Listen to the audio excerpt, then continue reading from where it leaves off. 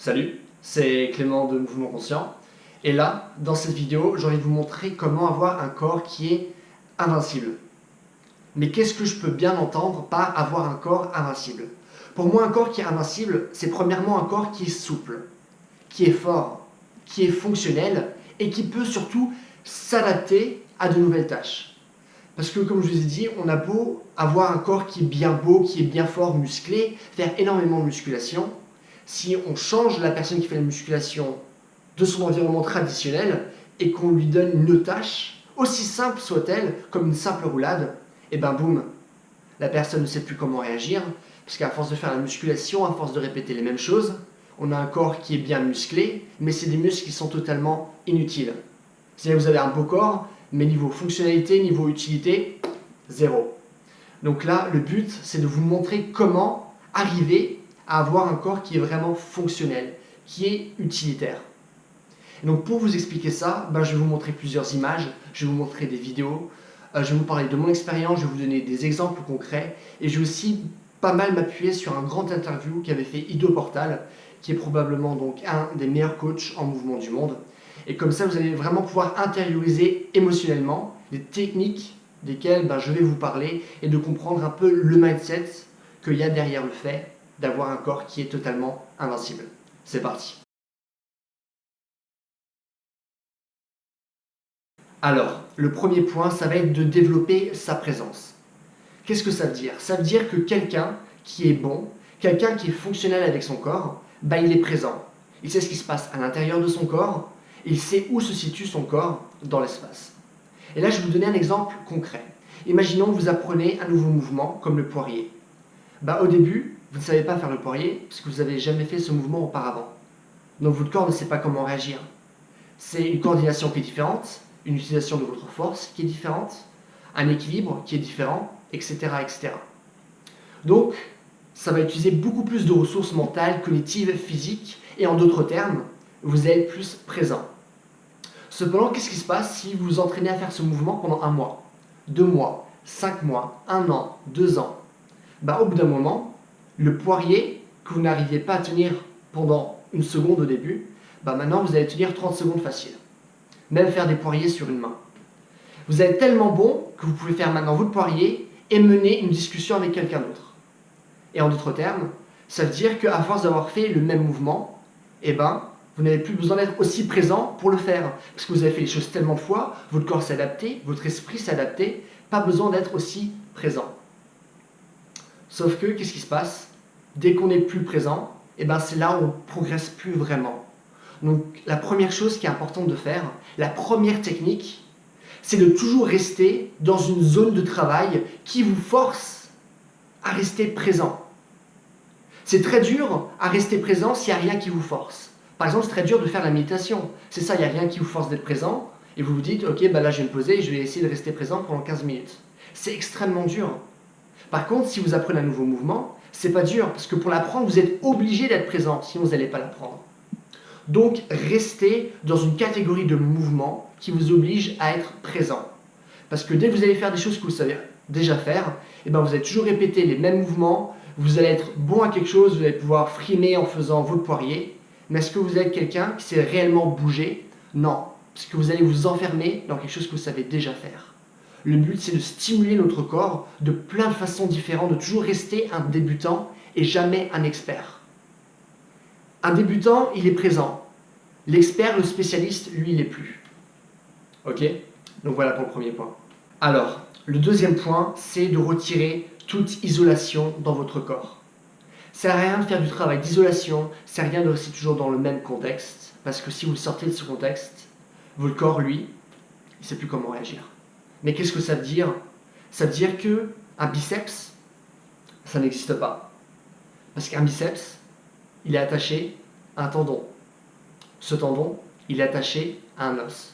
Cet os, il est attaché encore à d'autres structures. Est-ce que vous voyez où je veux en venir? C'est qu'il n'y a pas de séparation dans votre corps. C'est qu'une unité complète qui travaille en synergie. Donc lorsque vous me dites « j'ai des bras forts », bullshit, c'est faux. Si vous avez des bras forts, c'est que vous avez un corps faible. Pourquoi? Parce que votre corps, il n'est que aussi fort que votre plus faible maillon, puisqu'il y a tout qui travaille en synergie. C'est-à-dire que vos bras aident vos jambes et vos jambes aident vos bras. Mais avoir des bras forts, ça n'existe pas. Soit vous avez un corps fort, soit vous ne l'avez pas. Pensez tout. Donc retirez des mots comme biceps, pectoraux, bras forts, avoir des jambes qui sont fortes. Non, c'est faux. Parce que tout travaille en synergie. Même votre esprit et votre corps. Il n'y a pas de séparation, il y a tout qui est un. Et si vous ne traitez pas dans vos entraînements votre corps comme si tout n'était qu'un, eh ben vous n'allez pas avoir un corps qui est fonctionnel. Vous n'allez pas avoir un corps, comme je dis, qui est invincible. Vous voyez où je veux en venir? Donc si vous faites toujours votre nage, si vous faites toujours vos exercices de musculation, si vous faites toujours votre yoga, etc., vous restez coincé dans des concepts mentaux de ce que votre corps est censé faire. Le mot sport complet, ça n'existe pas. Un sport ne peut pas être complet. Parce qu'il y a des règles. Il y a des choses où on dit « Ah bah faut faire ça, faut faire ça ».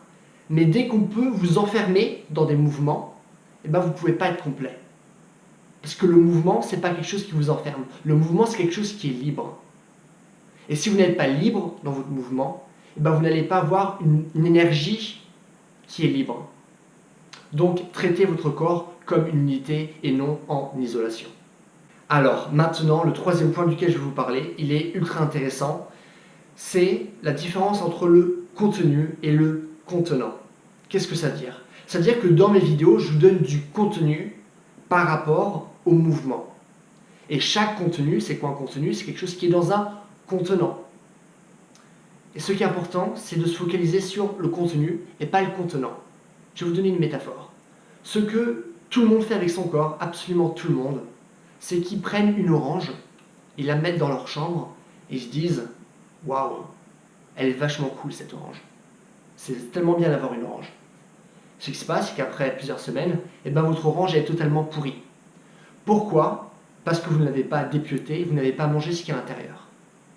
Et moi, ce que je suis en train de vous dire, c'est que si vous voulez apprendre à vraiment bouger, à être fonctionnel avec votre corps, vous devez vous dire « fuck le contenant ». Ce qui m'intéresse, c'est le contenu. C'est-à-dire que vous allez voir la gymnastique, qui est quoi? Un contenant. La gymnastique, il y a quoi dedans? C'est du mouvement. Mais si vous faites de la gymnastique, si vous dites « ah bah je fais de la gymnastique », vous dites « bah je fais du contenant ». Et ça n'a pas de sens. C'est vous devez dire « bah j'utilise des mouvements qui sont en gymnastique ». Et ça, c'est le contenu. Donc vous n'arrêtez pas à vous dire « ah ça c'est la gym, je fais de la gym ». Non. Vous utilisez ce qui est important pour vous, ce qui vous aide à mieux bouger en gymnastique. C'est que vous prenez que le contenu. C'est-à-dire que vous prenez l'orange de la gymnastique, vous retirez la peau qui est la gymnastique, parce qu'on s'en fout de la gymnastique, mais vous mangez l'orange. Parce qu'à l'intérieur de la gymnastique, il y a énormément de choses qui sont bonnes, mais aussi énormément de choses qui sont mauvaises. Donc, focalisez-vous sur le contenu, ce que vous offre la gymnastique, et pas le contenant, c'est-à-dire la gym. Et comme ça, si vous regardez Ido Portal, eh ben lui, il utilise quoi? Il utilise des choses dans la préparation physique des tennisman, il utilise des choses qu'on peut voir dans la préparation physique des gymnastes, et dans plein d'autres sports, parce que lui s'intéresse au contenu, et pas au contenant. Et tant que vous vous intéressez au contenant, tant que vous vous dites, ah ben, je suis un tennisman, je suis un gymnaste, eh ben, ce qui se passe, c'est que vous liez votre personnalité au contenant, et pas au contenu. Sauf que le problème avec le contenant, c'est qu'il est superficiel. Il va limiter votre corps dans des patterns de mouvement, parce que vous allez toujours faire la même chose encore et encore. Et le but, c'est pas d'être un gymnaste. Parce qu'un gymnaste, vous le mettez dans d'autres sports, il ne sait plus comment réagir non plus. Donc si on s'intègre par rapport au contenu, et ben là, on peut s'adapter. Là, on est quelqu'un qui est fonctionnel. Alors, le quatrième point, c'est d'utiliser la confusion à votre avantage. Alors, qu'est-ce que je veux dire par là? Je vais vous poser une question. Est-ce que ça vous est déjà arrivé de vous intéresser énormément à quelque chose, à un nouveau sujet, et donc vous apprenez de plus en plus de choses, et à un moment vous dites, bah écoute, là je suis comme maintenant un expert dans ce que je sais. Mais vous continuez à apprendre des choses encore et encore, et au bout d'un moment, ça fait clic, et vous dites, wow, fuck, en fait je sais rien du tout. Ce que je pensais être juste avant, bah, finalement maintenant ne l'est pas. Finalement tout ce que je sais là maintenant, c'est que je sais rien. Et ça m'est arrivé énormément de fois, notamment avec le développement personnel, parce que j'ai commencé il y a plus de 4 ans. Je me suis dit, waouh, j'ai toutes ces choses, ouais, j'ai tous ces livres, j'ai toutes ces conférences, j'ai des trucs, ouais, c'est pas ça, moi je sais ça, j'ai lu ça, mais pas toi, etc. machin. Sauf que maintenant je suis, waouh, fuck, le nombre de fois où j'ai eu tort, c'est dingue. Et donc le but, c'est de trouver ces moments où vous êtes dans la confusion, c'est-à-dire que si vous savez ce que vous faites, eh ben vous ne progressez pas assez. Dès que vous pensez connaître le mouvement, eh ben vous devez trouver des moyens pour vous dire que vous ne comprenez pas le mouvement. Et qu'est-ce que ça veut dire? Ça veut dire déjà parler à d'autres personnes que moi, voir des vidéos d'autres personnes que moi, de voir des vidéos de tennisman, de nageurs, de gymnastes, etc., qui vont vous apprendre d'autres choses, où vous êtes vachement plus confus, testez de nouvelles choses, lisez de nouveaux livres. Parce que dès que vous dites je sais ce que je fais, eh ben vous êtes dans la merde. Parce que dès que vous savez ce que vous faisiez, eh ben vous ne progressez plus en fait. Donc, cherchez ces moments de confusion. Essayez d'aller toujours plus loin, plus loin, plus loin, monter les escaliers dans le succès de votre pratique et de vous dire wow, est-ce que je fais réellement maintenant du mouvement parce que ce que je pensais qui était juste dans le passé ne l'est plus. Ah, je sais pas, est-ce que finalement c'est juste? Est-ce que je devrais pratiquer comme ça? Ah, je sais plus, merde. Et ça, c'est bien. Ça vous forcer à chercher plus loin, à chercher plus la vérité. Et si vous faites bien les choses, vous allez toujours être confus dans ce que vous faites. Mais grâce à cette confusion, vous allez commencer à avoir confiance en vous. Parce que avoir confiance en soi, c'est pas savoir toutes les choses, mais c'est savoir qu'on ne sait rien. Donc, cherchez la confusion. Alors, le dernier point, ça va être de se focaliser sur le processus. Et attention, j'ai pas envie de parler du truc bateau, il y a tout le monde qui vous dit « Ouais, l'important, c'est pas l'objectif, c'est pas de pouvoir faire 20 tractions, mais c'est le chemin, c'est le voyage jusqu'à cette traction, etc. » machin truc. Il y a tout le monde qui le rabâche, et ça perd énormément de valeur.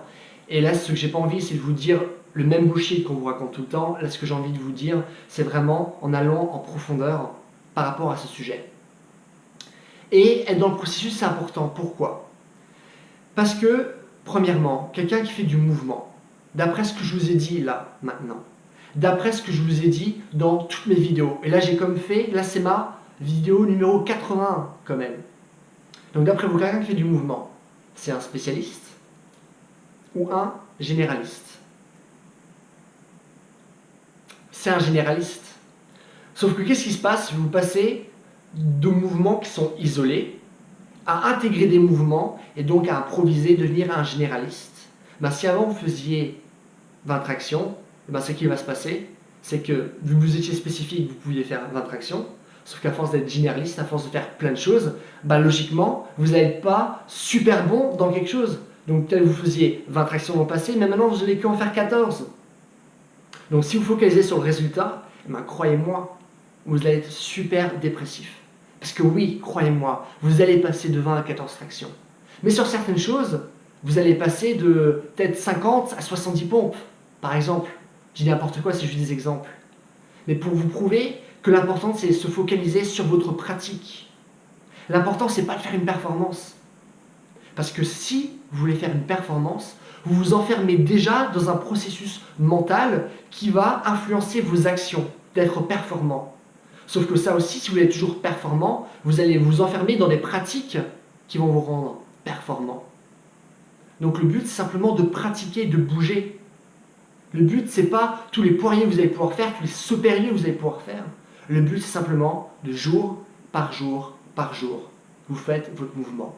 C'est ça le but. Le but, c'est simplement de bouger, d'être généraliste, tester de nouvelles choses, stimuler son corps. Donc voilà. Voilà pour ce dernier point. J'espère que cette vidéo vous a plu. Comme d'hab, s'il y a des choses que vous ne comprenez pas, si vous voulez plus de détails, si vous voulez me poser des questions, n'hésitez pas à tout me mettre dans les commentaires. Je réponds à absolument tous les commentaires depuis le début de mes vidéos.